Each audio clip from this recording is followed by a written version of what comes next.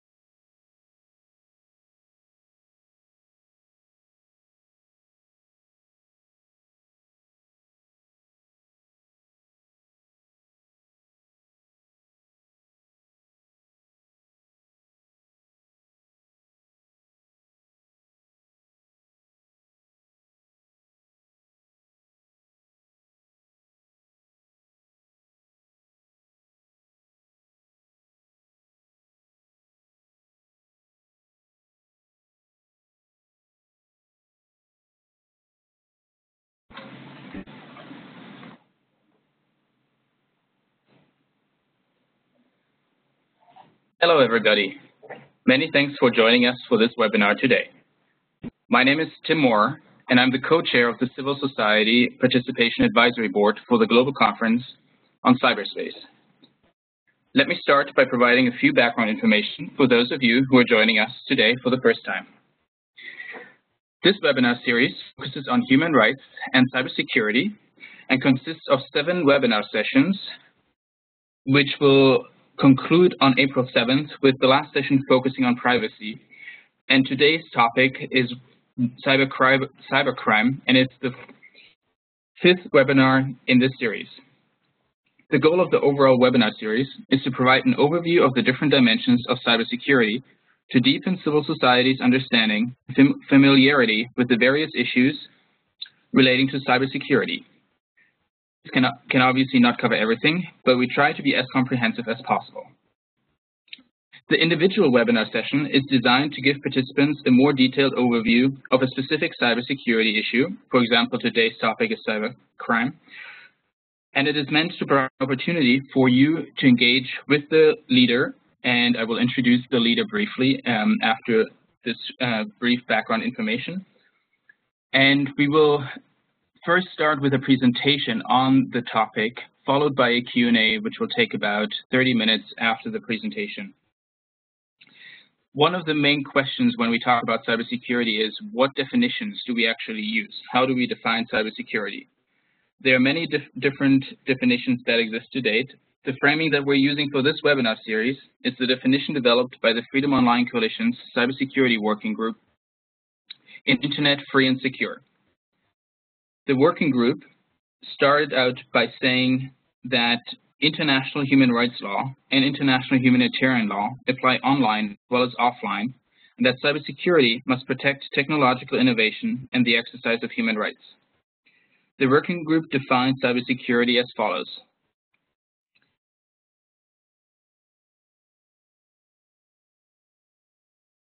Availability, confidentiality, and integrity of information and its underlying infrastructure so as to preserve the security of persons, both online and offline. This definition is based on the ISO 27000 standard. For those of you interested in webinars that have already taken place, please check out the conference website and the webpage dedicated specifically to this webinar series. You will see that the structure of the webinars follows the conference agenda and follows essentially the topics that will be discussed at the plenary sessions for those of you who will be able to join the conference in The Hague later in April. Two quick additional notes before the webinar to today's presenter. This webinar will be recorded and publicly posted on the website of the conference after it's been recorded. You are able to post questions. So I'm just being told that some of you are having trouble hearing me. Let me just repeat what I just said to make sure that you all heard. If you cannot hear me, please let us know by using the Q&A or chat session so that we know how many of you are having trouble hearing me at this point. Okay, let me repeat what I just said. I just gave an overview of the definition of cybersecurity that we are using, and we are using the definition of the Freedom Online Coalition Cybersecurity Working Group in Internet Free and Secure. And you will have the opportunity to ask questions during this presentation by using the Q&A window that is at the bottom right of your screen. We will be collecting your questions, and after the presentation, we'll move into the Q&A. This webinar will be recorded and publicly posted on the conference website. We will be reading the questions out loud, but not your names. So please feel free to ask any questions, but we will make sure that your names will not be read out loud. But please be aware that the webinar will be recorded. So with that, for those of you who might have missed some of the introductory remarks, DT has posted some of the main information in the chat window, so you will be able to read this later on. And you can also access any of the previous webinars that had the same background information already. With that, it's a great pleasure for me to introduce you all to Tatiana Tropina, who's a senior researcher at the Max Planck Institute for Foreign and International Criminal Law. And her current areas of research include international standards to fight cybercrime, the comparative analysis of cybercrime legislation, self and co-regulation, and public-private partnerships to address cybersecurity issues, as well as the multi-stakeholder approach to fight cybercrime. Tatiana, it's a great pleasure to have you here today, and I will hand this to you now. I will be collecting and keeping an eye on any questions participants might ask, and we'll jump back in after you're done with your presentation, and we'll help you with moderating the Q&A.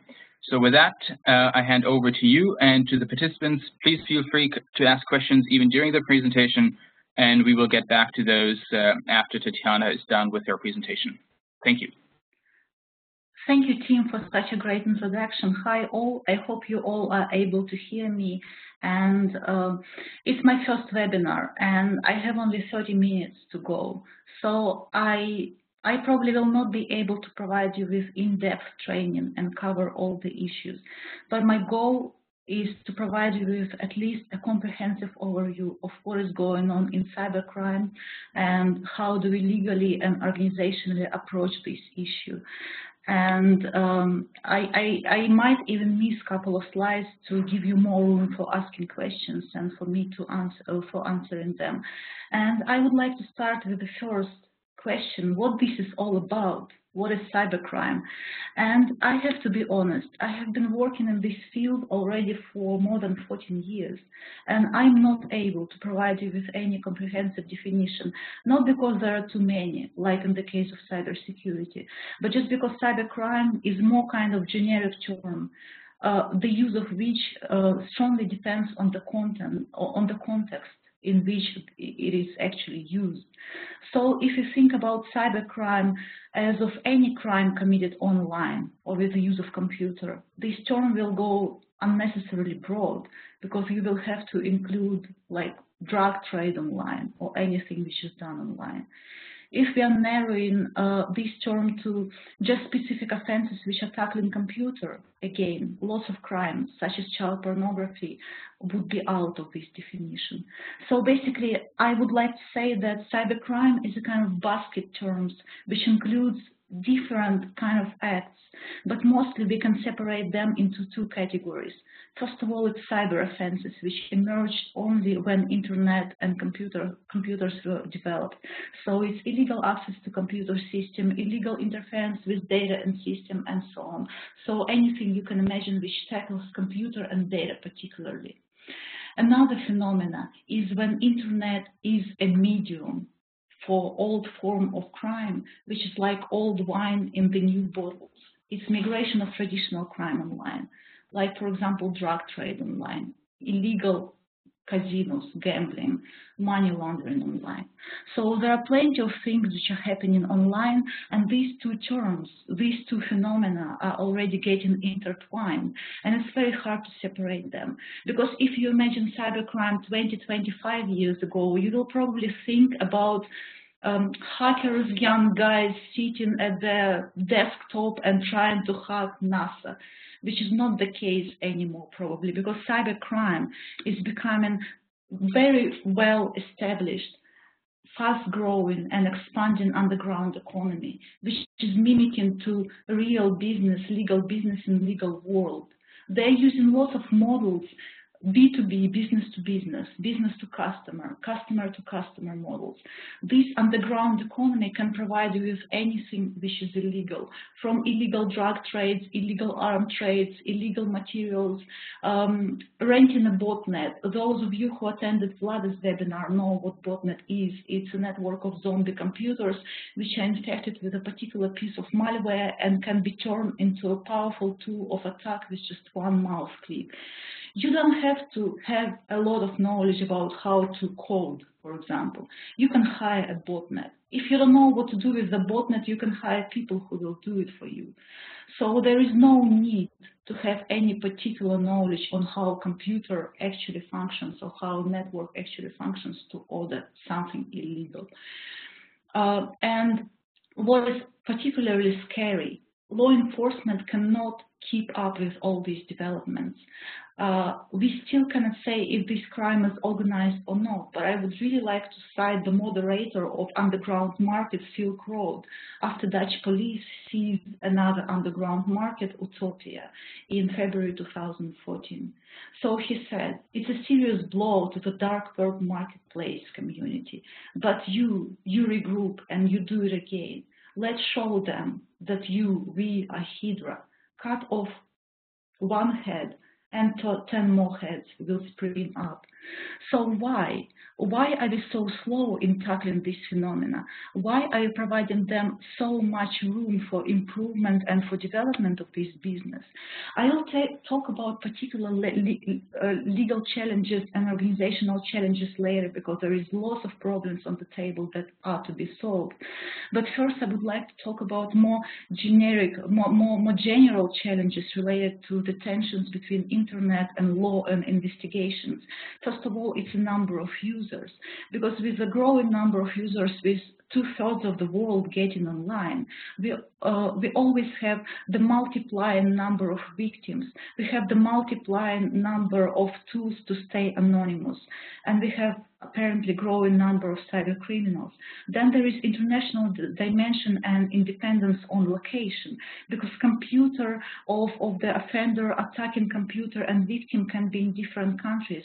They can be in different continents. And if 50 years ago, with traditional crime, police discovering this crime at least knew one thing, for example, when it was a murder or theft, that the criminal was there physically present. Now we never know. Another big issue is the missing mechanisms of control, because internet was deployed as a big decentralized network, which was deployed to be robust to the attacks from the outside. But no one thought at times that attacks could actually be committed inside of this network.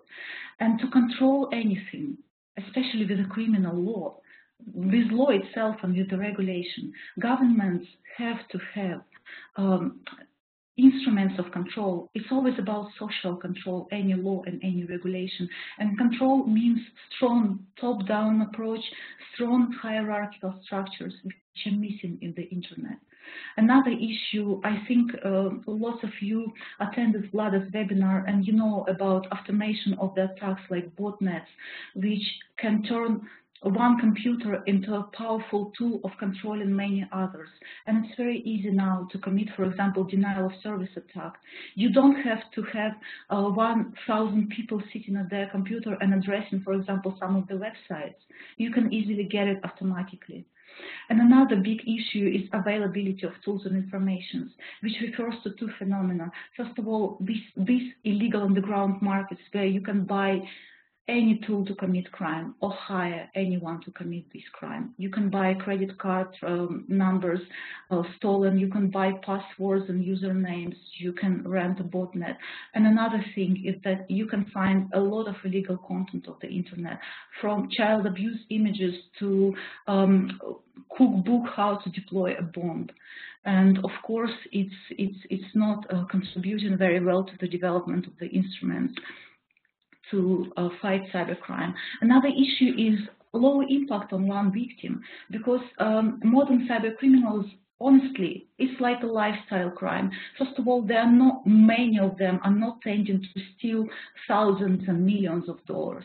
And though those who tend to, they rather prefer to steal one small amount, like $1 from each account, but 1 million times. And it's very hard, first of all, for victims to notice it, and then for police to justify the violation of public order. Because if 10 euros would be stolen from my account and I will go to the local police station, believe me, it would be hard for me to convince the police officer who has on his table murder, theft, fraud, and lots of pickpocketing, which is basically causing even more harm than my 10 pounds from bank account. Bank will return me money and probably start internal investigation. And no one knows if it will finally go to the police or not. So there is high latency and lack of reporting, and we need lots of awareness among users to get to know that crime can be committed and they can actually report somewhere, and their reports and concerns would be addressed. Another big issue, which is not related to everything I was talking before, to the developments of cybercrime, is how do we treat cybercrime on political and regulatory level? How do policymakers and community actually perceives this term of cybercrime? And how does it correlate with the definitions of cybersecurity, national security, cyber terrorism, cyber war? Because there are lots of related terms. And there is like a big shadow around this issue of cybercrime and criminal justice domain, because these terms like cyber war, cyber attacks, cyber terrorism are used interchangeably, and they are applicable to national security concerns, to cybercrime. And sometimes, especially media, use them with little or almost no regard for what they actually mean. And now they are getting in this stage when all these terms are almost sensationalized and sometimes exaggerated, overused. And we do have a tendency to see this situation in catastrophic terms. But what we actually have on the table in terms of cybercrime is a lot of crimes, small crimes or bigger crimes committed, but they're not related to critical information infrastructure protection. They're not related anyhow to cyber war, but we tend to put more attention to the cyber war and national security issues, which creates a lot of misunderstanding in terms of regulatory responses. How do we respond to these threats? Which legal regimes they're actually belonging to? So I was trying to draw, well, maybe a bit lame diagram, which shows how these issues are overlapping. And I will start with cybercrime, which is for me, and actually legally, is the pure domain of criminal justice, how crime is investigated, how crime is prosecuted, pure criminal legal frameworks.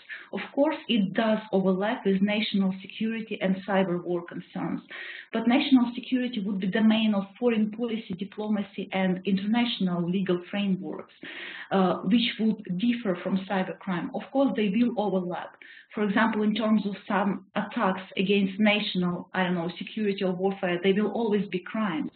But it would be very likely that the protection against this attack and their investigation would rather fail into the domain of national security agencies and not to the law enforcement agencies. The third issue is critical information infrastructure protection. I believe that many of people will attribute it to the national security concern. They do overlap significantly, but critical information infrastructure protection regulation in terms of legal domain also relates to the protection from human errors, protection from weather disasters. So it's not only about crimes, it's about the whole robustness of critical information infrastructure protection, and regulation would differ. And I want everyone to understand that when we are talking about cybercrime, let's at least try to draw a fine line between cybercrime and national security. I know that Tim Maurer, who was introducing me, draws quite a clear line between economic stream and political military stream in terms of legal domains, and attributes economic stream to cybercrime and political military stream to national security. It's a very good distinction, but at least let's bear in mind that lots of cybercrime are not committed for economic profit. For example, child grooming, criminalized in many countries, it's not committed for economic profit. Child pornography, obvious example, very trivial. Lots of pedophiles are exchanging child abuse material in closed networks, and they're not doing this for profit.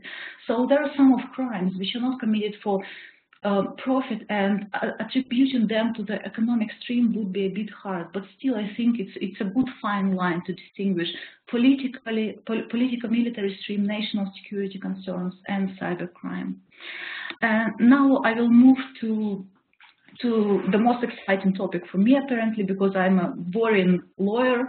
I like to talk about cybercrime and legal aspects, and if we are talking about criminal justice, we always have to bear in mind that law would be one of the main approaches to this problem. And I would like to start very briefly with a bit of history with the case of the love bug virus. Many of you know it, and maybe you will even ask legitimate question: why do I ever talk about a virus which happened 15 years ago, when now we are living in the age of underground economy and attacks against critical infrastructure?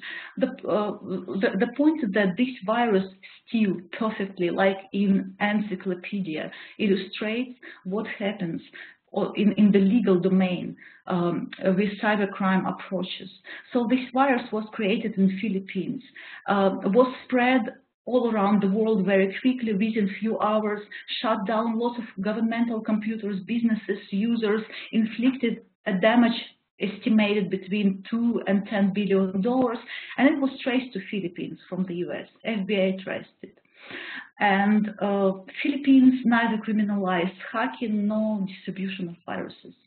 Obtaining warrant for investigating of this crime on the Philippine territory took several days, which allowed suspect to destroy key evidence. The suspect was charged by Philippine law enforcement agencies with credit card fraud and theft. Apparently, it's not at all compatible to distribution of viruses and hacking. So charges were dismissed, charges were dropped. And he couldn't be even extradited to another country, because extradition from country A to country B requires what we call double criminality. The same act should be crime in both countries to allow the extradition. So no one actually have bared any responsibility for the creation of this virus. And it was a big wake-up call for many countries 15 years ago to finally harmonize their legislation, to sign Cybercrime Convention, to adopt it, because there was a big discussion about safe havens, countries which have no cybercrime legislation. Even 5 years ago, when I was working with some international organizations, there were still these discussions about bread and butter problem. So we, as a country, don't have clean water. We have 80% of our population living below the poverty level, and we need ICT for development. We don't want to care about cybersecurity. We don't want to deploy cybersecurity solutions immediately. They do require money. We cannot care about cybercrime legislation right now, but they always have to bear in mind that it can have significant impact on other countries, not only on their country in terms of spread of cybercrime and use computers for committing crime. So we need harmonization of criminal law. Now I'm talking about what we call lawyers substantive criminal law. So we have to know what crime is. And this set of crimes, this basket has to be criminalized in different countries, but in the same way. I don't mean necessarily word by word, but at least we have to know what is hacking, what is illegal access, what is computer fraud. And on this surface, it might seem easy, like, okay, we all care about cybercrime, let's do something. No, reaching consensus was actually very hard. For example, what type of crimes are we criminalizing? Only when computers is a new form of attack, or also crimes where cyberspace is a medium? Are we updating our laws, or are we using existing laws? Like, for example, some countries had broad enough definitions, all definitions of fraud to be used in the cases of computer fraud, when it's not person which is fooled, but criminals is fooling the machine. In some countries, it couldn't be applicable. And another issue is how specific cybercrimes should be. Okay, we need new provisions for illegal access, for example, or for system interference. But do we need provisions for cyber extortion, cyber stalking, and other cyber crimes, which are just happening online? Or are we happy with existing provisions and they are already covered? So all these debates about harmonization led to the fact that we have no single and universal solution. If you think about any cybercrime legislation on the international level, you will probably think about Cybercrime Convention of the Council of Europe, which is really a gold standard. All other instruments were drafted closely to it. But very few people know that it's not only Cybercrime Convention which exists.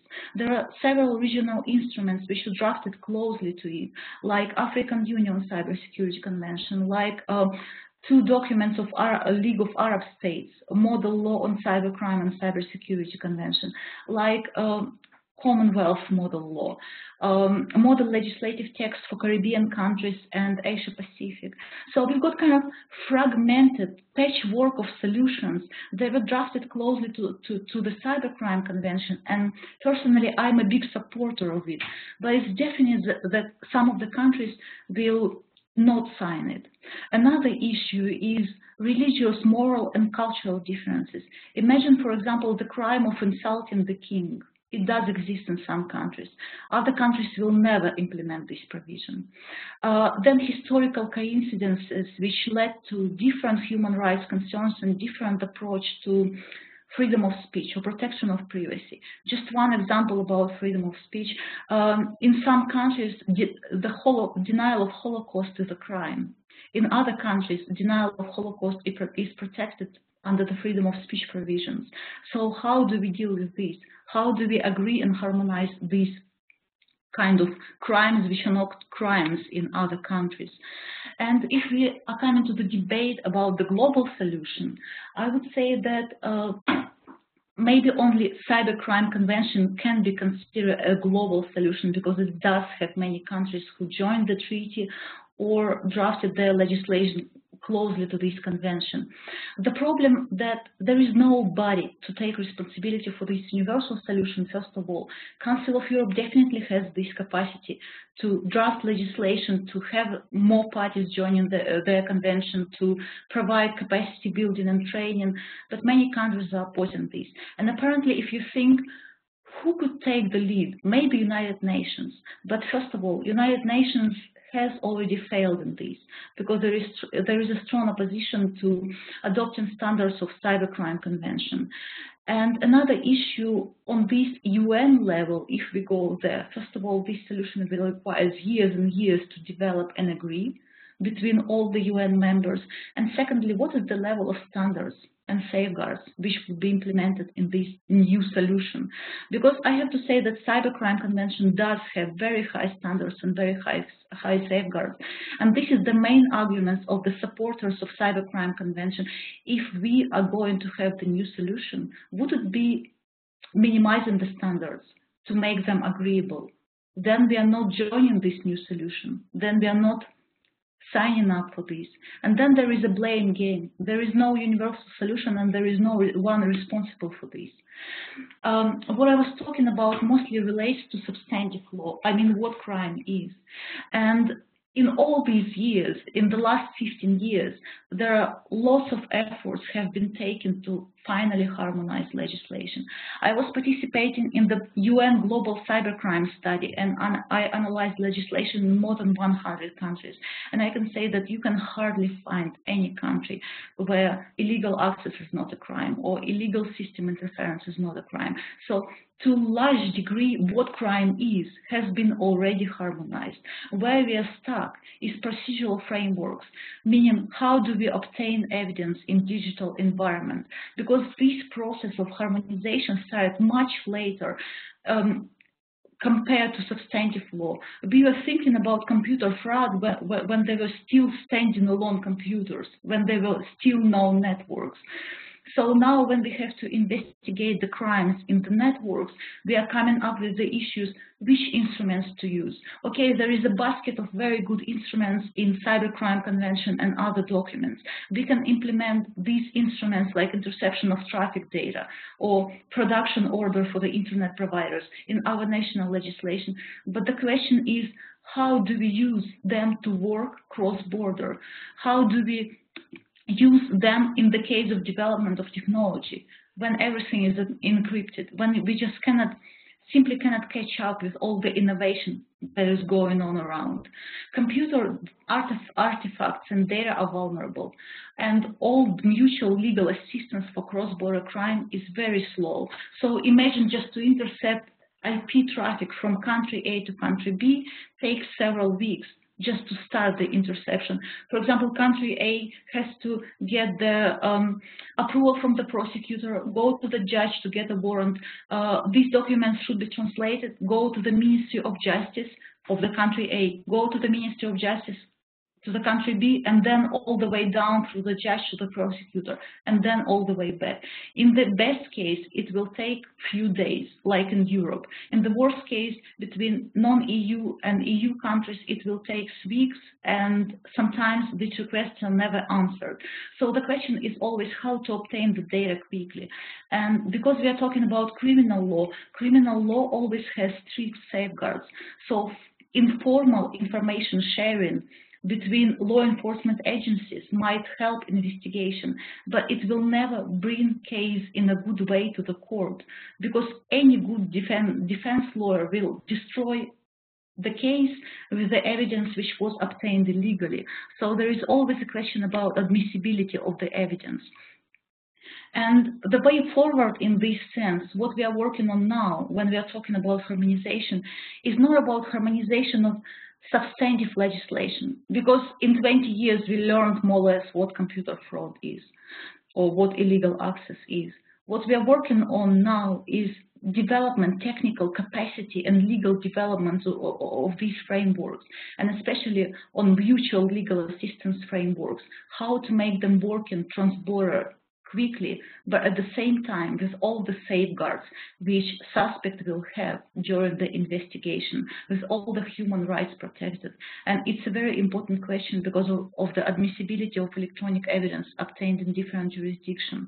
And we have to bear in mind in this sense that electronic evidence is not related to cybercrime only. Electronic evidence can be used in the, for example, case of murder or anything. And soon, almost any crime, except maybe pickpocketing, will be connected to the internet. So this framework for electronic evidence is much wider than cybercrime. And this is why when I was talking about the definition of cybercrime, I told that it can be very broad if we are talking about certain aspects of it. I would really like to go to these human rights concerns and safeguards about cybercrime and how the state actually achieves its criminal justice goals. Because all these technical measures, I mean, if we are talking about investigative instruments, all these tools that police can use can be seamless and very intrusive, first of all. But I will come to this later in my next slide. But I would also like to talk about content-related crimes, because they do represent restriction on freedom of speech and can be used by many countries as an instrument of oppression. And maybe they are already used in your country as an instrument of oppression on freedom of speech and on political opposition. And another issue, which is related to human rights for me, is the difference between peaceful protest, activism, hacktivism, and crime. Because imagine that, recent case, anonymous hackers went to the site of Ku Klux Klan and took over their website, took over Twitter, overwrote some of the content and put a beautiful unicorn on the web page. Is it a form of peaceful protest, or is it a crime? I mean, legally it is a crime to hack into someone's website, to take it over. But maybe we have to think about reconsidering the borders of peaceful protest in the future. So when the fine line between crime and protest should be crossed. I think I will miss the privacy slide, because I will be talking about this anyway right now. Once, when I was speaking at the cybercrime panel at EuroDig, one of the journalists asked me, I mean the whole panel, a question. So you're talking about investigative instruments which will be used for cybercrime, but also for spying on people. Well, technically, yes, the same instruments which we might use to investigate cybercrime can be used for spying on people, for bulk data collection, for anything you can imagine. But I do see the problem here, again, with the distinction of different regulatory domains. Because if we are talking about criminal justice, we are talking about the tip of this iceberg. We have strictly regulated criminal procedure. Ask any prosecutor how hard this is to obtain warrant to intercept traffic data. They have to go to the judge. Police has to go to the prosecutor's office and then to a judge. And then suspect has a defense lawyer who can destroy the whole case. There are specific safeguards in criminal law with regard to investigative frameworks concerning cybercrime. But then the same technical instruments can be used by intelligence services collecting data for the case of prevention, by police monitoring data for preventive purposes, for private investigations which have more flexibility and much less controls, for the cyber war concerns when governments are collecting information and doing some intelligence in this field. And if you're thinking about human rights safeguards there, believe me, there are much less, or possibly no, in some countries, little or no judicial oversight for these legal regimes, though there are proper frameworks implemented for criminal law. And what we have to think about is to stop information sharing between, for example, intelligence agencies and law enforcement agencies, which can still be done in even many democratic regimes. They are freely sharing this information, and then you cannot ensure that in criminal investigations, data is collected with all the safeguards and under strictly regulated procedures. And there should be one of the most concerns, like privacy concerns for those who are advocating human rights. And I have just a couple of minutes to talk briefly about ecosystem of fighting cybercrime before we are moving to question and answers. Because law is one of the most important components when we are talking about criminal justice.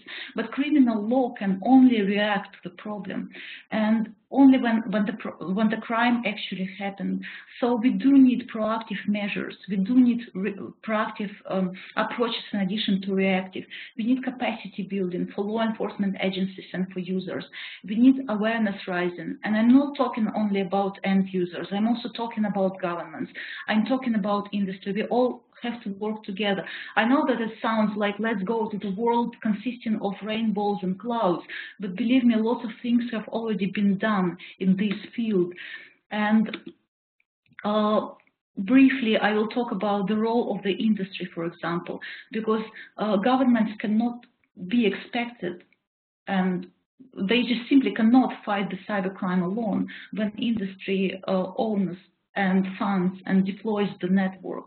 So this trend of cooperation between industry and governments in fighting cybercrime started in like 20 years ago in early 90s with private hotlines for reporting child abuse content. And this trend grew and developed with many intermediaries being considered as a critical points for fighting cybercrime, for educating the users, for helping the users to understand the phenomena and for protecting them technically, with codes of conduct, hotlines, public awareness campaigns, with some botnet mitigation projects in some countries when industry is monitoring the traffic, malware traffic, informing the users that their computers have been infected and helping them to remove these particular pieces of malware.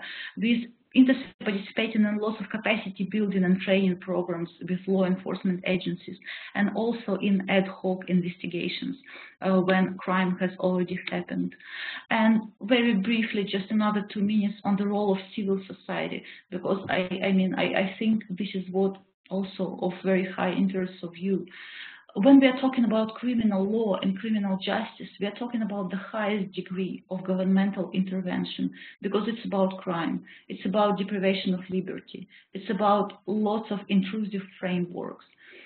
So still this policy making and law making and also enforcing the law processes are still top down. And one of the ways to ensure that all the human safeguards is implemented is to participate on the national level, because it's still a sovereignty issue. Countries are investigating cyber crimes on their own. So if we as civil society want to ensure that all the proper safeguards are implemented, we either have to participate in the stakeholders' consultations when the legislation is amended, or there are already some cases when civil society was changing the existing laws in constitutional courts and high courts concerning human rights protection and safeguards implemented in these investigative measures. Another approach is, of course, bottom-up approach. So awareness raising campaigns, voluntary initiatives, privacy discussions, human rights protection, teaching the users how to be safe online, bringing the governments and industry and civil society working together. And this can go on 2 levels. First of all, there is a lot being done on the international level. There are different forums from IGF to intergovernmental organizations like OSCE or UN where one can get involved with these issues. But I believe that if we are talking about human rights, we also have to go on the national level and to ensure that on the national level these human rights standards are obeyed. Well, I think I will end here to leave around 20 minutes for questions. I would be happy to answer any of them. Thank you. Thank you very much, Tatiana. This was a really excellent and very comprehensive presentation. This was also the webinar where we've received the most contributions during the presentation itself. So that's really terrific news. Thanks for all of you for being so active. I have around 10 questions on my list already. So I would like to ask those of you who've already submitted questions to no longer submit questions, and to encourage those of you who have not asked any questions yet to do so at this point, so that I can make sure that everybody has a chance to have their question being answered. So with that, let me start by asking the first question, which is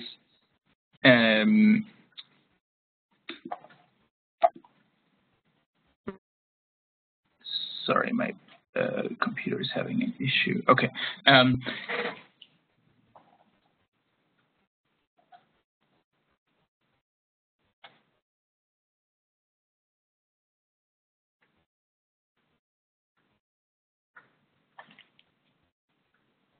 Hello, can you hear me? Okay, let me ask. So the question was, there was a move to make DDoS a legitimate form of protest. What is your opinion? Well, I have already told that personally, as someone who is not a lawyer and someone who knows nothing about cybercrime, let's say, this part of me think that certain types of distributed denial of service attacks should be made legitimate form of protest when they are not connected to the great damage of the company's activity. For example, if you are tackling the web page of a business, I mean, for example, imagine that you are making an attack against the page of Costa Coffee. I don't want to attack Costa Coffee, but still, something happened. If it would be taken down for some minutes, I believe that we should reconsider, and no harm is done, I believe that we should reconsider the form of legitimate protest here. But if someone is taking over a Twitter account or website or passwords or usernames, overrides the content of the website, I know that some of my friends who are lawyers were totally excited about this unicorn on the website of Ku Klux Klan. But believe me, as a lawyer, I'm not excited because it is a crime. And it's very sad that people do not find other form of protest to go on. You can proceed with the next question. Yeah. So by the way, for those of you asking questions, please make sure that you are asking a question with a question mark and not just a comment. I will only read out the questions for Tatiana. Tatiana, the next question is, cybercrime is known as well as its impact. The institutions that are required to react and apply the laws, are they well prepared to take on this responsibility? Well, let's say it depends on which area we are talking about. Like, for example, law enforcement agencies in many countries are prepared. I mean, they're trained. They have necessary capacity. But, for example, judges don't know anything about cybercrime. Sometimes the framework for electronic evidence is missing. So it's really like a patchwork of problems, and it really depends on the country. So I cannot say for the whole world. I can say that on the international level, for example, if you're thinking about Council of Europe, yes, they are prepared. They're totally prepared to take responsibility for harmonization of international legislation, for providing training and so on. They do have this capacity. The problem is that not every country needs this. Not every country is a part of this treaty. If you are talking about the ITU, they do have technical capacity to help countries, especially developing countries, in cybersecurity, and they are going to take this responsibility, and they are willing to. But on the country level, it would really depend on the country, on their preparedness. And then when we go to the national level, we have to see if police is trained, if police has enough capacity, if judges are trained, if judges have enough capacity, if governments actually understand the importance of the issue and they are willing to change legislation, including safeguards. So it's a very generic question. I cannot answer like yes or no. It's just really, it's a big issue, and you always have to see on the international level how prepared governments and law enforcement agencies are. We can proceed to the next. Thank you, Tatiana. Related to this question is, I come from a region where we lack much expertise on cybersecurity and its related issues. How can your outfit or others help us to develop a coordinated strategic approach to fighting cybercrime in our part of the world? Well, it really depends on the part of the world you're coming in. For example, if we are talking about developing countries, there were some initiatives of the ITU and EU to build capacity, for example, in the Caribbean countries, to provide a set of model legislative texts via stakeholder consultations, adopt them to the need of the countries. The same happened in Asia Pacific. If you're talking about Africa, I believe that one of the points for capacity building could be ITU, technical capacity building, and African Union. So in Latin America, it could be organization of American states where you can direct your concerns. But again, yes, I do believe that this capacity should be judged on the level of the country. And if you want to have individual capacity to implement good cybercrime legislation, to train the judges, it's, yes, you have to ask if you're like in this capacity, you do have to ask experts for help. And I believe that maybe with this webinar, I'm trying to provide at least some knowledge to understand what can be done, what kind of legislation can be implemented, what are the concerns.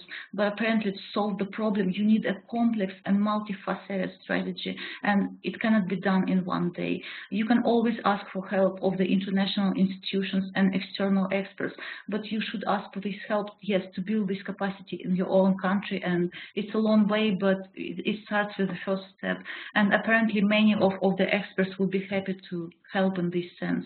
I know many who are participating in these activities in developing countries, and it's a kind of ongoing process. I have been there for, I don't know, since 2010, and I believe that we helped some of the countries to build their own legislation and to ensure that everything is well protected in terms of legislative response. Thank you. Thanks, Tatiana. Now I have two questions relating to the Budapest Convention and treaties on cybercrime. The first question is, if the Budapest Convention is the gold standard, why have so few countries signed up outside of Europe? And I'll wait to ask you the second question after you've had a chance to answer this one. Mm-hmm.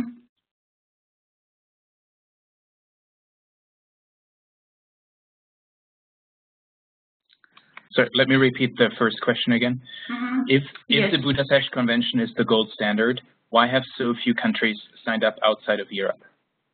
Mm-hmm. And the second question, because I didn't hear you, you go. Sure. Uh-huh. Should we go for a global or regional treaty on cybercrime? If global, Okay. which UN body should spearhead a global treaty on cybercrime? Mm-hmm. Okay, thank you very much. So about Cybercrime Convention, it's a very legitimate question to ask. I told that when I meant that it's a gold standard, it's not about who signed it. It's about how many countries actually drafted their legislation close to it. How many of the international instruments which are not Cybercrime Convention were based on the definitions provided by this convention. Apparently, conventions does suffer a criticism that this is a regional solution. Apparently, it is still a mix of solutions. It's regional and it's going global. I do hope that there would be some more signatories, but you're totally right. Probably we will not get the whole world signing it, but the standards provided by it, they're very high. And in this sense, I mean that this is a standard because it served as a standard for many countries and many international organizations to provide their legislative solutions. The second question, should we go for a global or regional treaty on cybercrime? Well, you know, it's not the question of should. Apparently we should. But the problem is that we are in the deadlock. Last year, UNODC, this organization, this body of the UN, who is responsible for cybercrime, finished its comprehensive study on cybercrime. And it didn't get any further as committee and as intergovernmental meeting on this. So if these bodies are very slow, if these bodies are not taking responsibilities for whatever reason for finding this global solution, it doesn't mean that we should stop.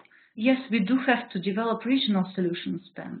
And Cybercrime Convention is one of very good example. It started as a regional solution and it did go outside of Europe, whether someone likes it or not. I don't mean that it should be a global standard for anyone. I don't mean that every country has to join it.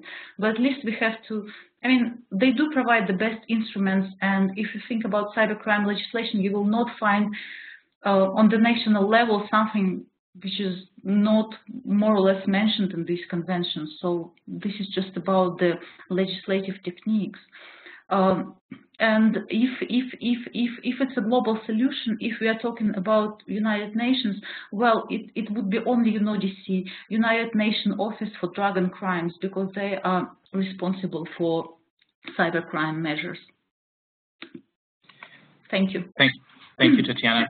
Next question is, what we see in Pakistan, as in many other South Asian countries, is that the government is always too prepared to make new laws to regulate the internet. Do you think this makes law a vehicle of control for governments? Yes. I'm always talking about this. I'm always talking that this new regulation and considering, like, using cybercrime for oppression, using cybercrime as an instrument of control is not a good idea. I mean, I cannot control the government of Pakistan or government of my home country, Russia. But this is why we need human rights activists. This is why we need to ensure that, okay, if these laws are used, they are properly safeguarded against any abuse. I know that this is hard to make. I know that it really depends on the political regime. But answer to your question, yes. Criminal law and law regulating internet, especially with regard to cybercrime, can be used as an instrument of control, and they are used. Thanks. Thank you. The next question is, and by the way, we have 5 minutes left. I have 2 more questions on my list, so feel free to ask a few more questions. We do have some time before the webinar ends in about 5 to 6 minutes. The next question is, would hate speech fall in the category of crime? It really depends on the national legislation. In some countries, hate speech would fail under the category of crime. Some countries will take it as far as almost anything can be considered hate speech, especially if it's a speech of political opponents of the particular government. So if you are asking me if in my opinion hate speech should be a crime, yes, I think the extreme forms of hate speech against a particular group, for example, particular race, yes, they should be crimes. They should be crimes offline and online. So, I mean, for me, this is a human rights standard. So, vulnerable groups should be protected. I mean, there should be no discrimination. But I'm only talking about extremely violent hate speech forms, which you can find online and which I believe should be prohibited. I'm not talking about generic hate speech laws which are used in some countries. Thanks.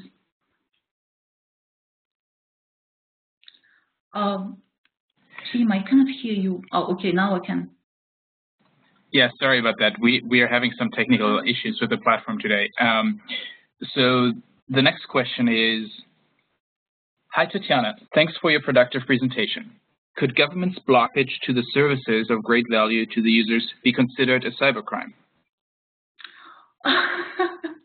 Well, let's say, I'm a lawyer. It should be formal, right? So crime is something which is defined in criminal code. Unless it's not defined, it's not a crime. But I do believe that, I mean, apparently it's not a great act. How to criminalize it, I have no idea. But I have to say that, yes, I'm against this behavior of the government. But considering it a crime in legal terms, well, no, unfortunately, just no. Thanks, Tatiana. Somebody just asked whether the participants will be able to get a copy of the presentation. We do plan to post the presentation on the website of the conference and the webpage that's dedicated to the webinar series. So yes, you will be able to get a copy of the presentation later on, and you should check out the website if you're interested in that. The next question that I have for you, Tatiana, is a general question about somebody who is interested how prosecuting cybercrime actually works. And the question is, how does it look like to pursue and prosecute criminals in a world without borders? So maybe you can give some examples of how, example of past cases or persecution of cybercrime. Well, you know, as I told, it's not easy.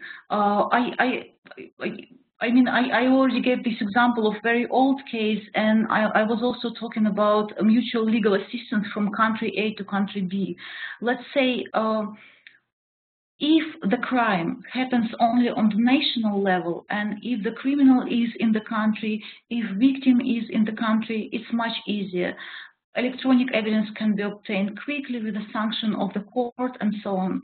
But you still can have technical problems. Like I was talking to the prosecutors with some very well-developed European countries, and you know what? Not all of the EU countries can do technically law enforcement agencies, IP traffic and IP content interception. They're not doing this sometimes because it's legally impossible. They're not doing it sometimes when it's technically impossible. And the problem is that sometimes you just simply cannot discover the crime because you cannot get the data, you cannot get the traffic data, you cannot get the IP data or content data. And another issue, actually a very good example, is transition from IPv4 to IPv6, which is a big problem now in many countries for law enforcement agencies. So we have already exhausted the capacity of the IPv4 addresses, and the transition to the new protocol IPv6 will take time, and these two protocols will probably coexist. And the problem is that to do something with this, because we still need IP addresses, what providers do? They translate the same IP to, let's say, hundreds of people. And law enforcement agencies, even if they have investigation instruments, can get as far as only this IP, which belongs to, I don't know, you can identify sometimes up to thousands of people with this IP. And I know several cases when either the case didn't go to the court, though the person who committed the crime was found, but the police didn't have enough evidence to link this person to this IP exactly for the court. So once the case was lost because of the defense lawyer, and a couple of times the case just didn't simply go to the court. Another case is interception of the IP traffic when someone is using, for example, Wi-Fi, public Wi-Fi where 10 people are sitting. And again, it's a big volume of data. Do I still have 1 minute? Another interesting case which I can remember was about one murder which was committed by a guy. He murdered his wife and put her body into the lake. So police had to go through a big volume of data in his computer, and they didn't find anything, and they couldn't link him to this crime. And finally, they decided to check his Google history. And what they found, it was in Scotland, that he was trying to find the information about the level of the water in different lakes. He was trying to find information how to place body into the lake so it will not go up, how to find the boat, and so on and so forth. And I think this case would perfectly illustrate, as a concluding case, how electronic evidence and all these investigatory measures are important not only for cybercrime, but for any crime where computers can be used potentially. Thank you, Tatiana. The last question that I have is, as a lawyer, does the impact of a cybercrime influence how you will prosecute?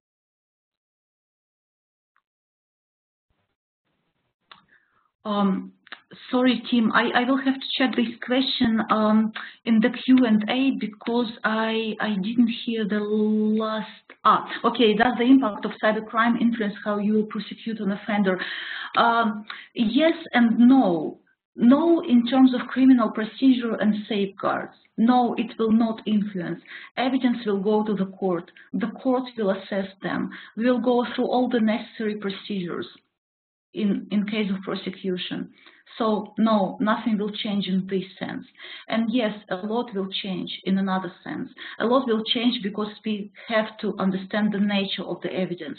We have to understand that, for example, when I'm conducting computer seizure, I'm not always seizing the whole computer or the whole server. I can just copy the data. Then I have to prove that they are identical. I have to use technical tools to prove it. And I have to make the judge to know all this and to understand all this. So yes, the way will change. No, from safeguards point of view and criminal procedure, the way will not change. Thank you. Thank you, Tatiana. And with that, I will close the Q&A session. This was really excellent. Thanks so much for your presentation. Thanks to all of you who joined us for this webinar today for your very active participation. I know we've had a couple of technical difficulties today, and some of you were not able to hear us all the time. We will be looking into this for the next webinar. For those of you who are joining us for the first time today, or who might have missed some of the webinars in the past, please go to the website that Charles posted in the window with the link, where you will be able to find the recordings of the previous webinars. And last but not least, I would like to ask you to take 2 minutes of your time after you exit this webinar to fill out the evaluation survey that will pop automatically when you exit the platform, so you can provide us with feedback and we can make sure that we continue to improve this webinar for you all moving forward. And with that, thank you all very much and have a nice weekend. Thank you all.